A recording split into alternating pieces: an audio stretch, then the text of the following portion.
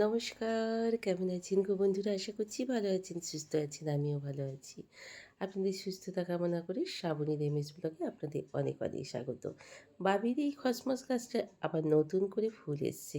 কিন্তু কালারটা কি সোবার কালার দেখলেন তো? হেভি দেখতে হয়েছে কালারটা। আর ৭ পাতা হলে বলে কি না যে গোলাপ গাছে মানে ফুল আসে না বা গাছটা নষ্ট হয়ে যায়, কিন্তু প্রত্যেক পাতায় কিন্তু কুঁড়ি এসছে, ডালে ডালে দেখেছেন। আর নতুন গাছেতেও কুঁড়ি এসে গেছে, সব আপনাদের একটু একটু করে দেখিয়ে দিলাম। আর এদিকে এই গাছটাতেও দেখুন কি সুন্দর, যেন মনে হচ্ছে পেন্সিল ছোলা হয়েছে ফুলটা। সকালবেলায় উঠে নিজের মুখটাই তো নিজের দেখতে ভালো লাগে না, সত্যি করে বলছি। কি অবস্থা থাকে আমাদের চোখ মুখে। আর ছুটতে ছুটতে তো আলা, ঘুরিতে বাজছে এখন প্রায় ৯টা ১০ নাগাদ। তো বাচ্চাবাবু তো খেয়ে চলে গেছেন, আর মেয়েটার জন্যে ছেলেটার জন্য আবার রান্নাবান্না হচ্ছে। ওদের দুজনকে পাঠিয়েছি আজকে, কিন্তু আমি মাছের বাজারে, বাড়িতে মাছ বাড়ন্ত, দেখা যাক কীরকম বাজার করে নিয়ে আসে, সেটা আপনাদের সঙ্গে অবশ্যই আমি শেয়ার করব। তো চলুন এখন বাঁধাকপি রাঁধবো। যতক্ষণ পর্যন্ত শীতের আমেজ আছে, বেশ শীতের আমেজটা রয়েছে। দুপুরের দিকে একটু গরম করলেও সকাল সন্ধ্যাটা ভালোই ঠান্ডা, আবার মেঘলাও করছে। আজ থেকে শুনছি ২৪ ঘন্টার মধ্যে ঝড় বৃষ্টি প্রকোপ হবে। তো দেখা যাক। কিন্তু ততক্ষণের জন্য, যতক্ষণ পর্যন্ত শীতের আমেজ আছে, বাঁধাকপি ফুলকপি শীতের সবজিগুলো যাই হোক একটু বেশি করে খেয়ে নেওয়া যাক। এরপর তো সেই ঝিঙে পটল ঢ্যাঁড়স এই চলবে। অত তো শীতের সবজি পাওয়া যাবে না। শীতের সবজিটার অনেক যেমন ভিটামিনসও আছে, তেমনি অনেক রোগের প্রকোপও অনেক বাড়ে। তো যাই হোক, সে বললে তো হবে না, খেতে তো কিছু না কিছু হবেই। তো চলুন বাঁধাকপিটাকে ঝপ করে নিই কাঁচাকুচি ভিজুন আছে, সেগুলো ওরা আসা আগে বাজার থেকে, কারণ মাছ ভাজতে বসতে হবে। ততক্ষণের জন্য ওই কাজটা আগে করে ফেলি। তো বাচ্চাবাবুকে সকালবেলায় ভাতটা করে দিয়েছিলাম, আর সেই সঙ্গে একটু পেঁয়াজ দিয়ে, একটু লঙ্কা দিয়ে, আর একটু অল্প করে বাঁধাকপি দিয়ে দিয়েছিলাম। দিয়ে একটা ডিম দিয়ে ওকে এই বড়াটা করে দিয়েছিলাম। ও বলেছিল আর কিছু লাগবে না, তুমি ওইটাই করে দাও, একটু ডিম ভাজা করে দাও একটু বাঁধাকপি দিয়ে, একটু পেঁয়াজ দিয়ে, ওই দিয়ে আমার খাওয়া হয়ে যাবে। পরে তোমরা আবার ধীরে সুস্থে তোমাদের জন্য রান্নাটা যা পারবে করে নিও। যাই হোক, এখানে ফোড়ন দিয়ে দিয়েছি, ফোড়ন দিয়ে টমেটো দিয়ে দিয়েছি, ধনিয়া পাতা দিয়ে দিয়েছি, আর আলু আর বাঁধাকপিটাকে একটু সিদ্ধ করে নিয়েছি। এটা হয়ে গেছে, চলুন এবার ঢেলে দেবো। ঢেলে দিয়ে এবার ভালো করে একটু কষিয়ে নিলেই মোটামুটি রান্নাটা আমার হয়ে যাবে। সংসারের সকল খুঁটিনাটি দায়িত্ব কিন্তু আমাদের মাকেই পালন করতে হয়। যেহেতু আমরা দেখে এসেছি আমাদের মায়েদেরই পালন করতে হয়েছে, এখন আমরা মা হয়েছি, আমাদেরও সেই দায়িত্ব আমরাই পালন করছি। কারণ সন্তানরা মা ছাড়া আর কিছুই বোঝে না, সে ছেলেই বলুন আর মেয়েই বলুন।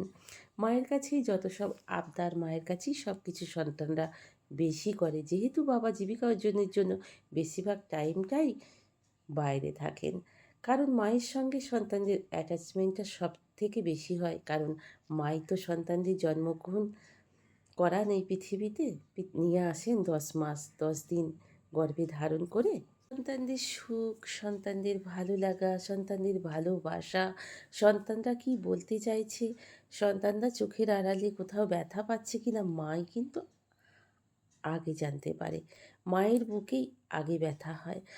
তো এই যেমন আমার কথাই আমি বলি, যে আজ দুপুরবেলায় মা আমাকে ফোন করে বলছে, গলাটা তোর ভারী ভারী কেন? তোর গলাটা ভীষণ ভারী লাগছে, শরীরটা কি খারাপ লাগছে? তাই মা আমার থেকে অনেক যোজন দূরে আছেন, কিন্তু অনুভূতিটা তার মনের ভিতর থেকে আসছে, যে সন্তান আমার ভালো আছে কি খারাপ আছে আমরা মায়েরাই বুঝতে পারি। তাই সন্তানের প্রতি আমাদের যেমন খুঁটিনাটি দায়িত্ব থাকে, সন্তানরাও তেমন মা ছাড়া কিছুই বোঝে না।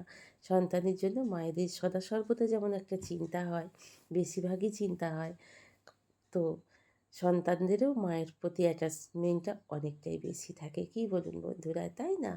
সন্তানের ভালো লাগাটার বিষয়টাও আমরা মায়েরাই বেশিরভাগ দেখি। আপনার সঙ্গে গল্প করতে করতে কিন্তু কাচাকুচিটাও বেশ করে নিলাম, জানেন তো। সেই সকালবেলা উঠেই আগে ভিজিয়ে নিয়েছিলাম।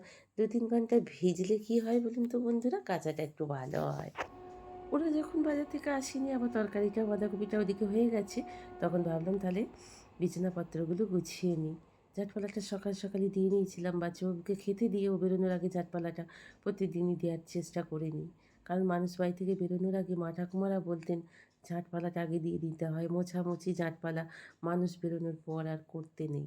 তাই যতটা সম্ভব পারি মানুষ বাড়ি থেকে বেরোনোর আগেই, ৩ জনা বেরোবে তাদের বেরোনোর আগেই আমি ওই কাজটা করে নিতে আমার ভালো লাগে। তো চলুন বিছানাটাকে ঝপঝপ করে পরিষ্কার পরিচ্ছন্ন আগে করে নিই।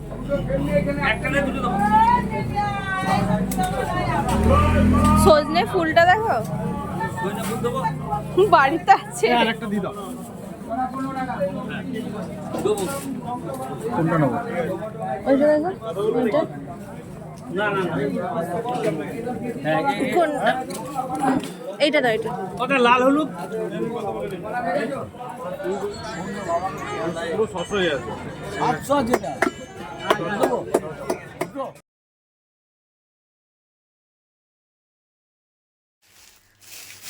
তো বাবু বাজার থেকে চলে এসছে, দেখা যাক কী মাছ নিয়ে এসছে। তো দিদি দ্বারা গরম বাজার করেছে দেখছি, একটু একটু করে তো সবই শেখাতে হবে। কী বলুন বন্ধুরা, আমরা মায়ের পেট থেকেই কেউ শিখি না, আস্তে আস্তে সবাই কিন্তু আমরা শিখে যাই। আর শ্বশুরবাড়িতে এলে সে তো বলতেই হবে না, যেটা সে বকুলি এত নিয়ে এলি, ওটা তো লাল হলুদ হয়ে যাবে। সংসারে শিখে ফেলি। আর নিয়ে এসছি যে বটম মাশরুম, এটা কিন্তু হেভি খেতে লাগে, স্যালাডে কিন্তু ভীষণ ভালো লাগে। তো আর এই যে বকুলি কিনে নিয়ে এসেছি দুটো, এইটুকুই বাজার করতে বলেছিলাম। আর এইটুকুই বাজার নিয়ে এসেছি, কারণ বাচ্চাবাবু যেসব বাজার এনেছে এখনও সেগুলোই এখনও ওঠেনি এই সপ্তাহে। মাছগুলোকে ধুয়ে নিয়ে এসেছি, যেটুকু প্রয়োজন ম্যারিনেট করে নিয়েছি, আর বাদ বাকিটা ফ্রিজে ভরে নিলাম। তো দেখেই মনে হচ্ছে না এত সুন্দর ভাজা হয়েছে, গরম গরম ডাল, গরম গরম ভাত, আর গরম গরম মাছ। ও চারাপোনা বাটা মাছগুলো কী দারুণ ভাজা হয়েছে দেখুন, মনে হচ্ছে মরমর করে একটা খেয়ে নিই, কিন্তু না, এখনও বাবার মায়ের পায়ে ফুল দেওয়া হয়নি, একদমই খাওয়া যাবে না। জানেন তো, এটা আমি কিন্তু খুব ভীষণই এটা মানি, মানতে হয়। রান্নাবান্না শেষ করে নিয়েছি, বাঁধাকপির তরকারি আর মাছের ঝাল। তো এবার বাসন কোসন আমি মেজে নিচ্ছি। সকালের বাসন অলরেডি মাজা ভাজা হয়ে গেছে, তেলে কৌটোটা বার করে নিয়ে গরম জলে একটু সার্ফ দিয়ে রেখে দিয়েছি ধুয়ে নেব বলে। তারপরে আবার তেল ঢালবো। প্রত্যেকবারই তেল শেষ হয়ে গেলে একবার করে ধুয়ে নিই, তাহলে অতটা তেল চাপচাপে হয় না। তো চলুন, দুটো প্রেসারটা আর এই কড়াইটাই আছে, এগুলোকে একটুখানি দুটো মেজে দিলেই আজকের মতো মোটামুটি বাসন মাজার পর্ব শেষ হয়ে যায়। রান্নাবান্না হয়ে গেছে, এদিকে আমার গ্যাসটা সব মোছা হয়ে গেছে। এবার স্নান টান করে নেবার পালা। স্নান টান করে নিলেই, মায়ের পায়ে ফুল দিলেই আজকের মতো হয়ে যাবে আমার কাজকর্ম। তো যাই হোক, তো চলুন, বাবিটা চলে গেছে ওর অফিস, ছেলেটা বেরিয়ে গেছে অফিস, বাচ্চাবাবু খেয়ে অফিস চলে গেছে। এবার একটু নিজের খাওয়ার পালা। তো চলুন, এতক্ষণ পর্যন্ত ভিডিওটা আপনাদের কেমন লাগলো, আশা করছি ভালো লাগলো। তো এরকমই আবার একটা ভিডিও পেতে যদি নতুন বন্ধু হয়ে থাকেন তাহলে একটা সাবস্ক্রাইব, আর পুরনো বন্ধু হয়ে থাকলে লাইক কমেন্ট করে আমার পাশে থাকবেন। যদিও বন্ধুরা কেউই পাশে থাকছেন না, আর একদমই ভিডিওয় ভিউজ হচ্ছে না, মনে হচ্ছে এবার ভিডিও শেষই করে দিতে হবে, দেখা যাক কী হয়। বাসনগুলো মেজে নিয়ে বেসিনটাকে একেবারে পরিষ্কার করে নিলাম। প্রত্যেক দিন একটু করে বেসিনটা পরিষ্কার করে নিলে তাহলে কিন্তু অনেকটাই নিজেরই ভালো হয়। তো যাই হোক, তো চলুন বেসিনটার ওপরটা একটুখানি পরিষ্কার পরিচ্ছন্ন করে নিলাম, কাউন্টার পার্টটাও একটু ভালো করে আগেই পরিষ্কার পরিচ্ছন্ন করে নিয়েছি। বেসিনের চারপাশটাও একটুখানি ময়লা পড়ে সারাদিন জল পড়তে পড়তে, সেটুকুকে ভালো করে একটু রগড়ে নিলাম। রগড়ে নিয়ে এবারে আমি ধুয়ে ফেলবো, তাহলে আজকের মতো বেসিনটা পরিষ্কার হয়ে গেল। তো কোনো না কোনো সময় সন্ধে হোক রাত্রি হোক, যে কোনো একটা টাইমে একটুখানি বেসিনটাকে একটুখানি রগড়ে নিলে এই অপরিষ্কার ভাবটা হয়ে থাকবে না, তো পরিষ্কার পরিচ্ছন্নই থাকবে। তো চলুন, আজ এই পর্যন্তই। তো আমার কাজকর্মের পাড়ার রান্নাঘরের তো সব কিছু একেবারে কলটাকেও পরিষ্কার পরিচ্ছন্ন করে একটুখানি রগড়ে নিলাম, একটুখানি স্কচব্রাইট দিয়ে একটুখানি ভালো লাগবে। এবং রান্নাঘরের সবটাই একটুখানি যতটুকু পারলাম একটুখানি আজকের মতো একটু পরিষ্কার পরিচ্ছন্ন করে নেবার চেষ্টা করলাম। তো তারপরে স্নান টান করে চলে এসেছি মায়ের পায়ে ফুল দিতে। এই ফুলটা যতক্ষণ না দিতে পারি নিজের ব্রেকফাস্টও হয় না। হ্যাঁ, তবে কান নাক মলে আমাকে চা বিস্কুটটা খেতেই হয় খালি পেটে। ওষুধ খাওয়ার পর খালি পেটে আমার থাকা চলে না, যেহেতু আমার আলসার আছে। আপনারা জানেনই আলসারে খালি পেটে একদমই থাকা যায় না, তাই চা বিস্কুটটা নিতেই হয়। যাই হোক, এবার পুজো টুজো করে নিয়ে একেবারে ভাতে জলে মাছ দিয়ে আলু দিয়ে একটুখানি তরকারি করেছিলাম, আর বাঁধাকপির তরকারিটা তো আপনাদের দেখিয়েছিলাম।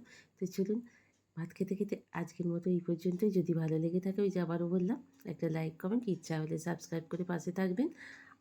আর এইরকমই ভিডিও যদি পেতে চান, বেল আইকনকে একটু টিং টং করে দেবেন। তো আজকের মতো শেষ করলাম। ভালো থাকবেন, সুস্থ থাকবেন, নমস্কার।